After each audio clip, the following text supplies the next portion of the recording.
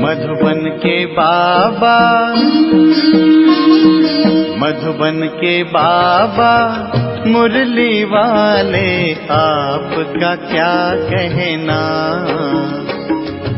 आपका क्या कहना। ओम शांति। आज 12 जुलाई 2025 के साकार मधुर महावाक्य हैं। आज मीठे मीठे बाप दादा बोले, मीठे बच्चे, तुम्हें सच्चा सच्चा वैष्णव बनना है। सच्चे वैष्णव भोजन की परहेज के साथ साथ पवित्र भी रहते हैं। बाबा ने कहा, मीठे बच्चे, तुम्हें सच्चा सच्चा वैष्णव बनना है। सच्चे वैष्णव भोजन की परहेज के साथ साथ पवित्र भी रहते हैं। बाबा ने आज प्रश्न पूछा कि कौन सा अवगुण गुण में परिवर्तित हो जाए तो बेड़ा पार हो सकता है। तो उत्तर में बाबा ने समझाया कि सबसे बड़ा अवगुण है मोह। मोह के कारण संबंधियों की याद सताती रहती है। किसी का कोई संबंधी मरता है तो 12 मास तक उसे याद करते रहते हैं। मुंह ढककर रोते रहेंगे, याद आती रहेगी। ऐसे ही अगर बाप की याद सताए, दिन रात तुम बाप को याद करो तो तुम्हारा बेड़ा पार हो जाएगा। जैसे लौकिक संबंधी को याद करते, ऐसे बाप को याद करो तो अहो सौभाग्य। ओम शांति। बाप रोज रोज बच्चों को समझाते हैं। क्या समझाते हैं? कि अपने को आत्मा समझ, बाप की याद में बैठो। आज उसमें ऐड करते हैं, सिर्फ बाप नहीं, दूसरा भी समझना है। बाप के साथ साथ और भी कुछ समझना है। तो बाबा कहते हैं मुख्य बात ही यही है। परमपिता परमात्मा शिव, उनको गॉड फादर भी कहते हैं, ज्ञान सागर भी कहते हैं। ज्ञान सागर होने के कारण टीचर भी है, राजयोग सिखलाते हैं। तो ये समझने से, समझाने से समझेंगे कि सत्य बाप इन्हों को पढ़ा रहे हैं, प्रैक्टिकल बात ये सुनाते हैं। वह सबका बाप भी है, टीचर भी है, सदगति दाता भी है, और फिर उनको नॉलेजफुल कहा जाता है। बाप, टीचर, पतित पावन ज्ञान सागर है। पहले पहले तो बाप की महिमा करनी चाहिए कि वो हमको पढ़ा रहे हैं। हम हैं ब्रह्मा कुमार कुमारियाँ। ब्रह्मा भी रचना है शिव बाबा की, और अभी है संगम। एम ऑब्जेक्ट भी राजयोग की है, हमको राजयोग सिखलाते हैं। तो टीचर भी सिद्ध हुआ। और ये पढ़ाई है ही नई दुनिया के लिए। यहाँ बैठे ये पक्का करो। क्या पक्का करना है? कि हमको क्या क्या समझाना है दूसरों को। ये अंदर धारणा होनी चाहिए।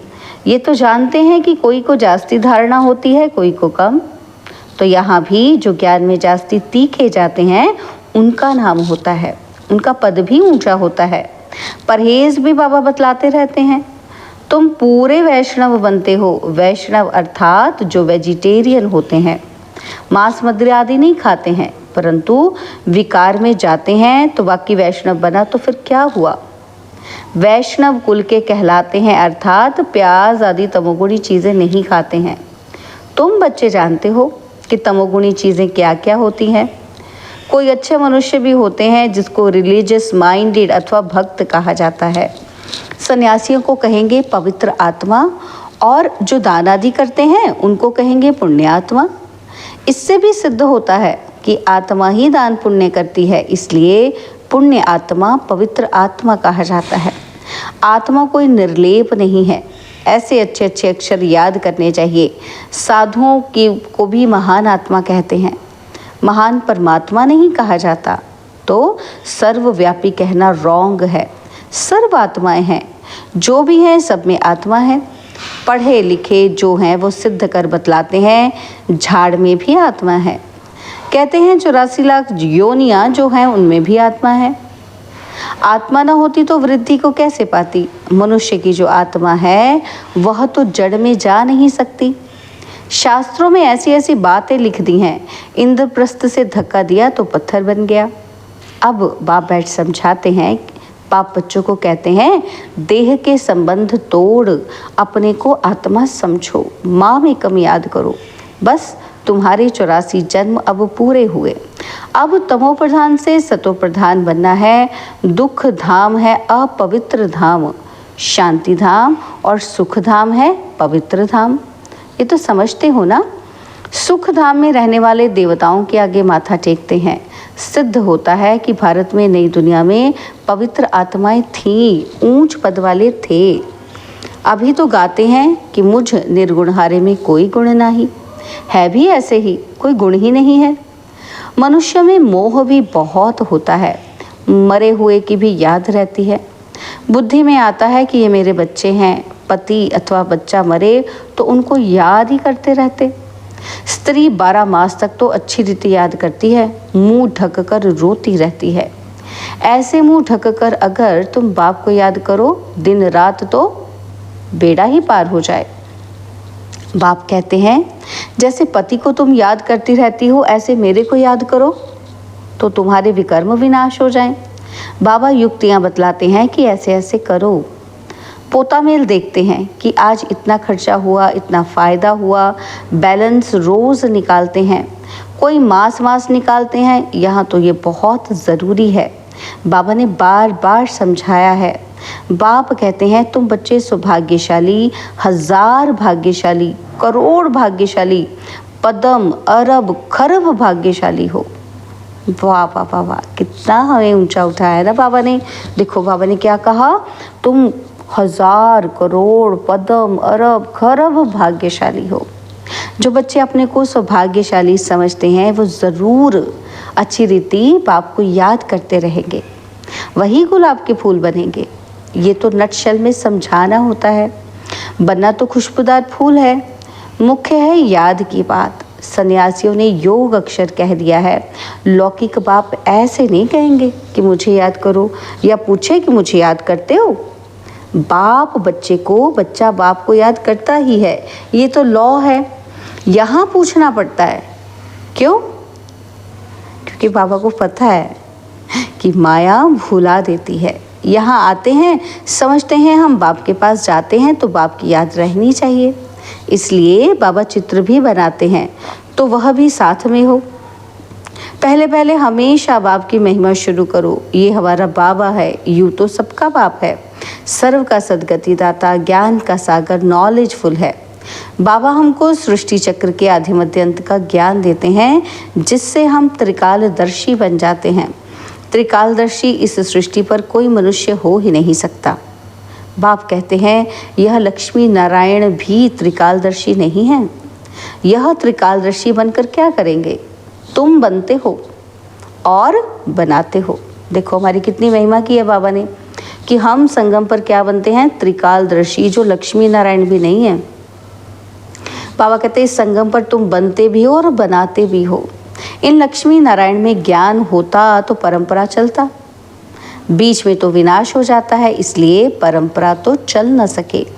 तो बच्चों को इस पढ़ाई का अच्छी रीति सिमरन करना है। तुम्हारी भी ऊंच से ऊंच पढ़ाई संगम पर ही होती है। तुम याद नहीं करते हो, देह अभिमान में आ जाते हो तो माया थप्पड़ मार देती है। जब 16 कला संपूर्ण बनेंगे तब विनाश की भी तैयारी होगी। वह विनाश के लिए और तुम अविनाशी पद के लिए तैयारी कर रहे हो। कौरव और पांडवों की लड़ाई हुई नहीं, कौरवों और यादवों की लगती है। ड्रामा अनुसार पाकिस्तान भी हो गया। वह भी शुरू तब हुआ जब तुम्हारा जन्म हुआ। अब बाप आए हैं तो सब प्रैक्टिकल होना ही चाहिए ना। यहाँ के लिए ही तो कहते हैं कि रक्त की नदियाँ बहती हैं तब फिर घी की नदी बहेगी। अब भी देखो लड़ते रहते हैं, फलाना शहर दो नहीं तो लड़ाई करेंगे, यहाँ से पास ना करो ये तो हमारा रास्ता है। अब क्या करें, वो स्टीमर कैसे जाएंगे?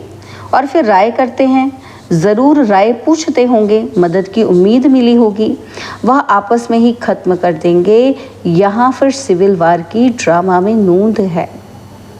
अभी बाप कहते हैं मीठे बच्चे बहुत बहुत समझदार बनो। यहाँ से बाहर घर में जाने से फिर भूल नहीं जाओ।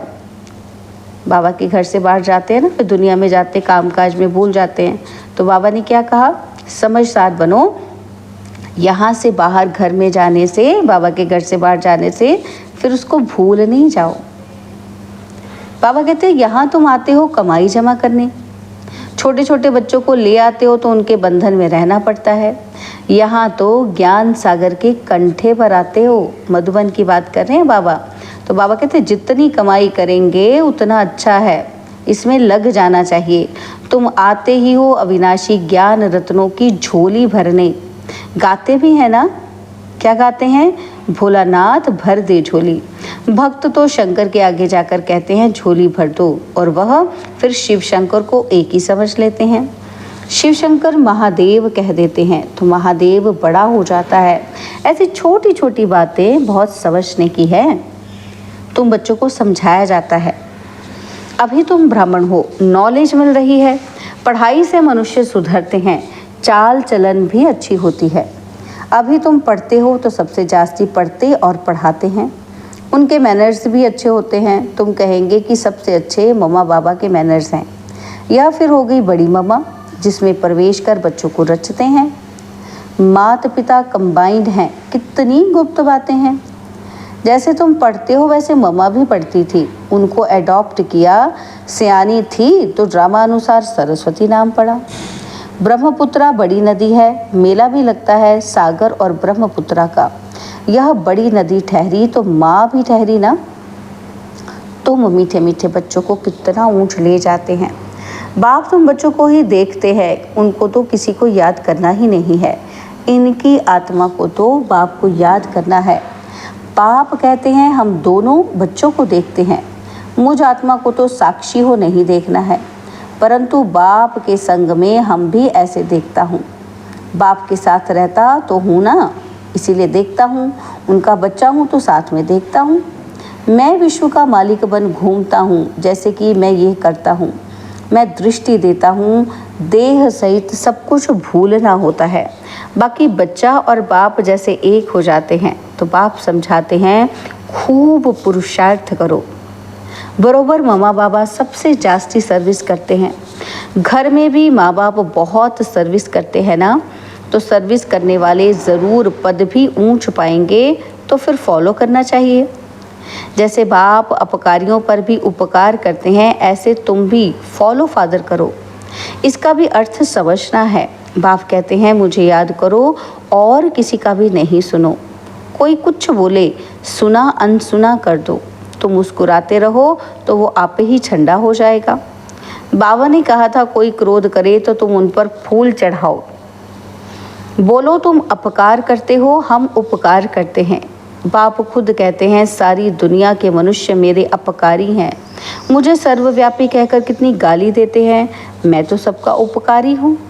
तुम बच्चे भी सबका उपकार करने वाले हो। तुम ख्याल करो कि हम क्या थे, अभी क्या बनते हैं। विश्व के मालिक बनते हैं। ख्याल ख्वाब में भी नहीं था। बहुतों को घर बैठे साक्षात्कार हुआ है, परंतु साक्षात्कार से कुछ होता थोड़ी है। आहिस्ते आहिस्ते झाड़ वृद्धि को पाता रहेगा। नया दैवी झाड़ स्थापन हो रहा है ना, तो बच्चे जानते हैं हमारा दैवी फूलों का बगीचा बन रहा है। सतयुग में देवताएं ही रहते हैं, सो फिर आने हैं। चक्र फिरता रहता है, 84 जन्म भी वही लेंगे, दूसरी आत्माएं फिर कहाँ से आएंगी। ड्रामा में जो भी आत्माएं हैं कोई भी पार्ट से छूट नहीं सकती। यह चक्र फिरता ही रहता है। आत्मा कभी घटती नहीं, छोटी बड़ी नहीं होती है। बाप बैठ मीठे बच्चों को समझाते हैं, कहते हैं बच्चे सुखदाई बनो। माँ कहती है ना कि आपस में लड़ो झगड़ो नहीं। बेहद का बाप भी बच्चों को कहते हैं याद की यात्रा बहुत सहज है। यह यात्रा तो जन्म जन्मांतर करते आए हो, फिर भी सीढ़ी नीचे उतरते पाप आत्मा बनते जाते हो। बाप कहते हैं यह है रूहानी यात्रा, तुमको इस मृत्यु लोक में लौटना नहीं है। उस यात्रा से तो लौट कर आते हैं और फिर वैसे के वैसे बन जाते हैं। तुम तो जानते हो कि हम स्वर्ग में जाते हैं। स्वर्ग था, फिर होगा। ये चक्र फिरना ही है। दुनिया एक ही है, बाकी स्टार्स आदि कोई दुनिया है नहीं। स्टार्स आदि में कोई दुनिया नहीं है। ऊपर जाकर देखने के लिए कितना माथा मारते रहते हैं। माथा मारते मारते मौत सामने आ जाएगा। ये सब है साइंस। ऊपर जाएंगे फिर क्या होगा? मौत तो सामने खड़ा है।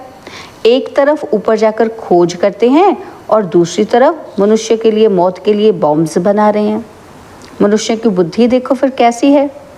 समझते भी हैं कि कोई प्रेरक है, खुद कहते हैं वर्ल्ड वॉर ज़रूर होनी है। ये वही महाभारत लड़ाई है। अब तुम बच्चे भी जितना पुरुषार्थ करेंगे उतना ही कल्याण करेंगे। खुदा के बच्चे तो हो ही, भगवान अपना बच्चा बनाते हैं तो तुम भगवान भगवती बन जाते हो। लक्ष्मी नारायण को गॉड गॉडेस कहते हैं ना। कृष्ण को गॉड मानते हैं, राधे को इतना नहीं। सरस्वती का नाम है, राधे का नाम नहीं है। कलश फिर लक्ष्मी को दिखाते हैं, यह भी भूल कर दी है। सरस्वती के भी अनेक नाम रख दिए हैं। वह तो तुम ही हो। देवियों की भी पूजा होती है तो आत्माओं की भी पूजा होती रहती है। आप बाप बच्चों को हर बात समझाते ही रहते हैं। अच्छा, मीठे मीठे सिकिलते बच्चों प्रति माता पिता बाप दादा का याद प्यार और गुड मॉर्निंग। रूहानी बाप की रूहानी बच्चों को नमस्ते। हम रूहानी बच्चों की रूहानी बाप दादाजी को दिलवा जान सिकवा प्रेम से नमस्ते। ओम शांति। प्यारे बाबा, मीठे बाबा, मेरे बाबा, शुक्रिया बाबा, शुक्रिया बाबा, शुक्रिया।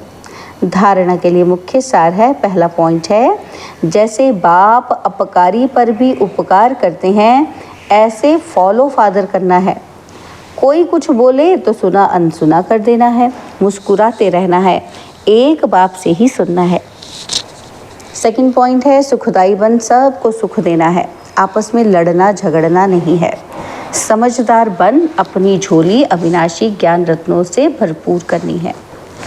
बाबा ने आज वरदान दिया, सागर के तले में जाकर अनुभव रूपी रत्न प्राप्त करने वाले सदा समर्थ आत्मा भव। सागर के तले में जाकर अनुभव रूपी रत्न प्राप्त करने वाले सदा समर्थ आत्मा भव। समर्थ आत्मा बनने के लिए योग की हर विशेषता का, हर शक्ति का और हर एक ज्ञान की मुख्य पॉइंट का अभ्यास करो।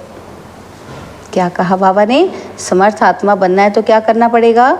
योग की हर विशेषता, हर शक्ति और हर ज्ञान के मुख्य पॉइंट का अभ्यास। अभ्यासी लगन में मगन रहने वाली आत्मा के सामने किसी भी प्रकार का विघ्न ठहर नहीं सकता। इसलिए अभ्यास की प्रयोगशाला में बैठ जाओ। अभी तक ज्ञान के सागर, गुणों के सागर, शक्तियों के सागर में ऊपर ऊपर की लहरों में लहराते हो, लेकिन अब सागर के तले में जाओ तो अनेक प्रकार के विचित्र अनुभव के रत्न प्राप्त कर समर्थ आत्मा बन जाएंगे।